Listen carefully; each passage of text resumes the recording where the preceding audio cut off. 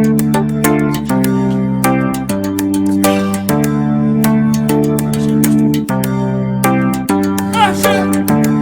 the nation through the people's eyes. See tears that flow like rivers from the skies. And where it seems there are only borderlines, where others turn and sigh, you shall rise.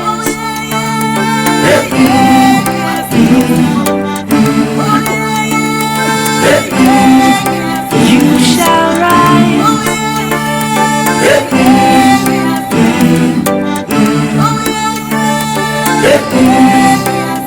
There's disaster in your past, boundaries in your path. What do you desire when lives you? I am the Community Outreach Liaison for Councilmember Helen Diane Foster. She represents District 16 in the Bronx. One of my roles here in the office is working with diverse community groups. One that you're familiar with is the African and Muslim Community Council. And basically it's a network of community members and organizations that come together monthly to discuss issues that are facing the growing African population here in the Bronx, and how we can all be contributors to the needs that we feel we have in the community. Those issues vary from immigration statuses and how that affects parenting, how that also trickles into affecting socioeconomic issues, how that also in turn affects the youth, how that then in turn affects education. So it's really linked. It's a large conglomerate of issues, I would say. And so we come here and we really are able to connect to one another because we can relate to the issues. And we have had individuals who are of African descent, but we've also had individuals who are not. And they're just interested in participating in a discussion, educating themselves, becoming aware of the environment and the community that they live in. And when they do attend, they're similarly able to bond with us and contribute and suggest ideas as to how we can forge a partnership and address these issues. Lift you higher. You don't have to be extraordinary, just giving those who never heard your cries. You shall rise. This office has provided a huge resource to the community as far as educating ourselves on what the city has to offer the community and how our leaders are there to support us and in what ways. We're still facing a lot of the same issues we were facing, 20, 30, 40, 50 years ago. There is much improvement, don't get me wrong. Much progress has been made back home, better educational systems, better schools, but again, so many do not have access to this, and it has to do with affordability. Naturally it's hurtful. It also plays into an inferiority in not being able to compete either professionally or even just function in society. The number one thing that you need to understand is you need to learn the system, and then you can fight for yourself and obtain what you need within the system. But if you don't understand how things work, everything you're fighting for, you won't ever see some kind of gain or outcome because you're fighting in the wrong way.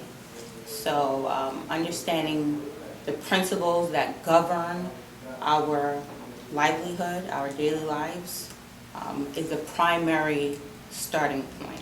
I do understand how important it is to have an education because you cannot contribute um, on any kind of topic if you're not educated about it. So education plays a key role in you being able to function as a professional, as a contributing member of society, as an individual. Education plays such a large role in self-development, larger than I think we realize.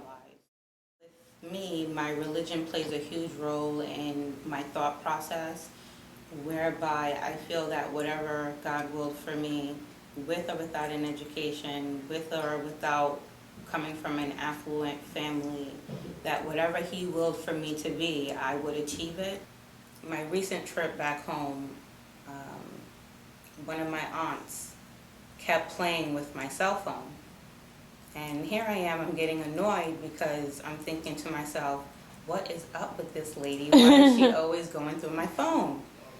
And one of my friends who was with us, said to me, I was complaining to my friend that she keeps going through my phone, and my friend says to me, I don't think she can read.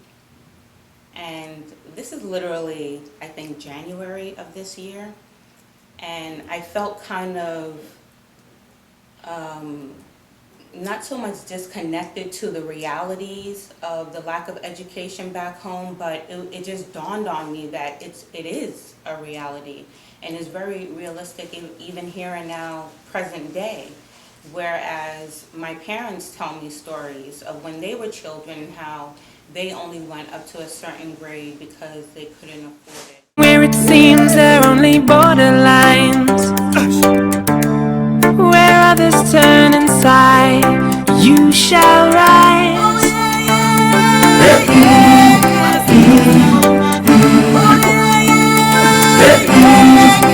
You shall rise.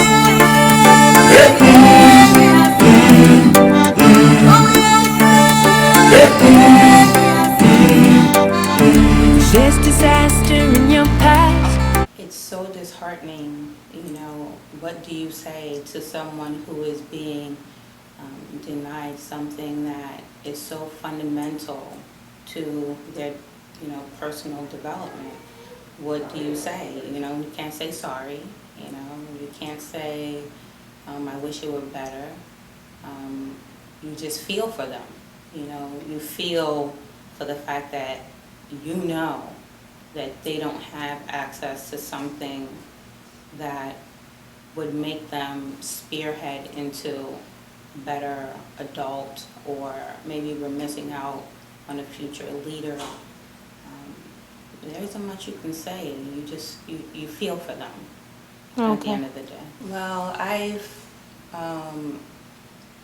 been about kind of self-empowerment.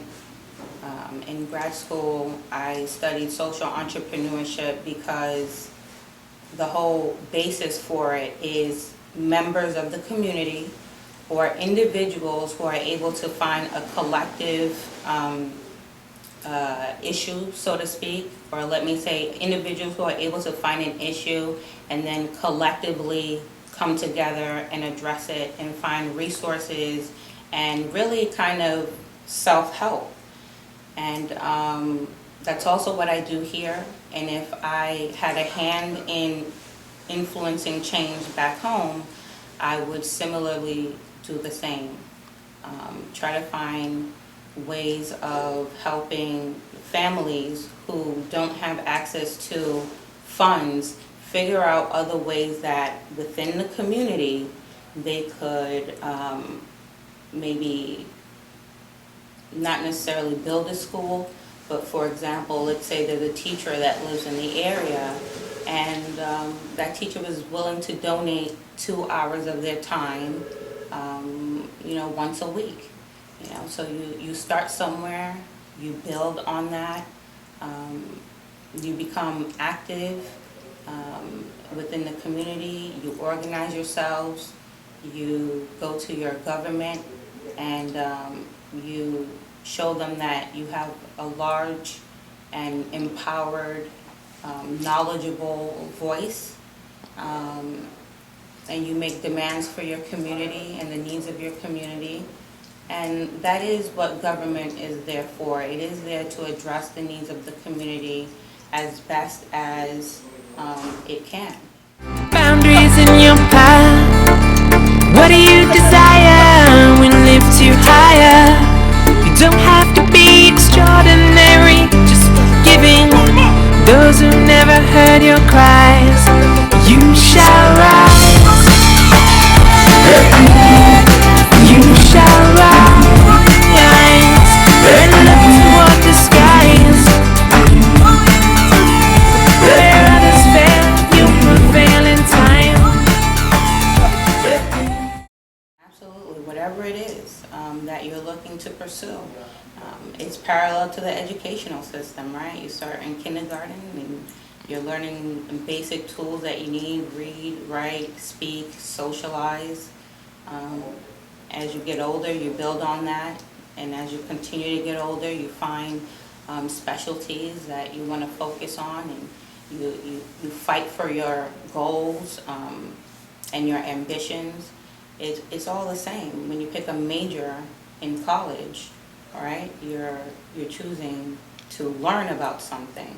So similarly, if you want to fight for your community, you have to learn how do you do that, you know, and that starts with, one, by being involved, two, by participating in whatever large initiatives the group that you work with are involved in, and three, while you're at it, not keeping that knowledge to yourself. You know, you have to bring as many people as possible into it, so that the larger the movement becomes, the more of a response you can get. And that's it. You shall rise.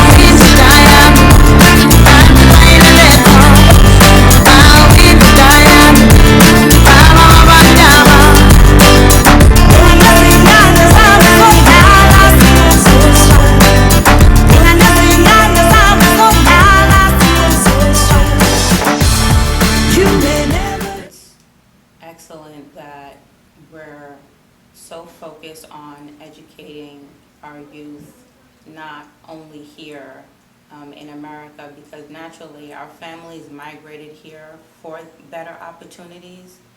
I think it's excellent that we're concerned with where we come from, because all of us sitting here right now are products of our history, you know, our parents' histories. Those who weren't able to afford education and now have sacrificed so much to come to this country, start all over, and give us that opportunity. So I think it's very important that the youth who do have the opportunity to go to school, to make something out of themselves, utilize it. Don't let it go to waste, because other people, one, can't even have that opportunity, and our parents and people before us gave up so much so that we could have this opportunity. So let it be the best outcome for the investment that has been made for us. This is a good, I guess, outlet towards change and improvement. You are a living example of exactly what we do here in the community by organizing ourselves and trying to enrich the youth. But the youth have to make an effort themselves. And so you are an example of that.